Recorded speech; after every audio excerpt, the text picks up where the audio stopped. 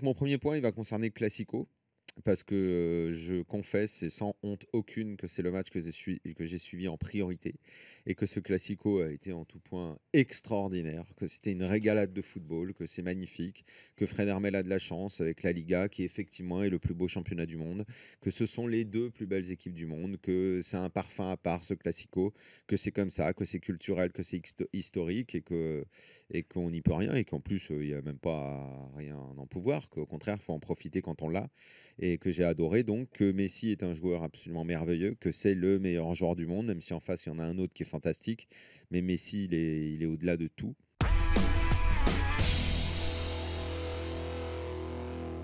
C'était, selon moi, le dernier endroit où Monaco pouvait déraper, mais que c'est l'année de Monaco, parce qu'il ne peut rien arriver à Monaco, que Lyon a joué diminué, que Lyon a fait les pénaux jeudi soir, que tout tourne en faveur de Monaco, qui en plus est une équipe absolument fantastique, qu'elle méritera et qu'elle mérite son titre, ce titre de champion qui lui tend les bras maintenant, et que c'est l'année Monaco, et que c'est tant mieux pour eux, quoi, parce qu'après tout, ils le méritent. Quoi.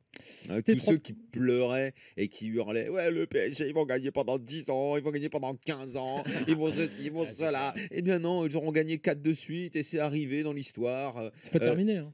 Oui, enfin bon. Non, c'est arrivé par Lyon qui a fait 7 fois, c'est arrivé par l'OM, ça arrive dans d'autres pays. Donc voilà, calmez-vous tous ces gens-là, c'est fini. Voilà, l'hégémonie parisienne, c'est fini. Vous pouvez fêter ça. Allez sur les places de village, fêtez ça. Monaco est le champion et c'était un très beau champion.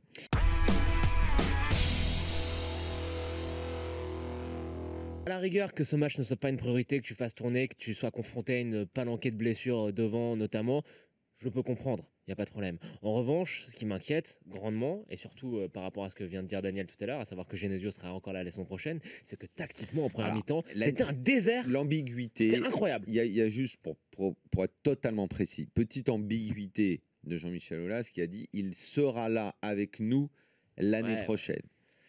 C'est juste pour élément de langage. Est-ce que ça veut dire au poste d'entraîneur ou ailleurs Voilà, c'est juste pour être précis et dire que les propos exacts laissent un léger doute. Voilà, maintenant je te laisse terminer. Mais en première mi-temps, donc c'était tactiquement, c'était vraiment du grand n'importe quoi.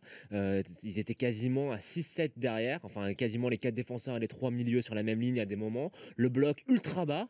Alors oui, on avait compris que le système de jeu, le système en mettant Mateta, Cornet et Depay, c'était d'essayer de jouer le contre et d'aller très vite vers l'avant. Mais on aurait dit une organisation tactique d'une équipe de PH, quoi.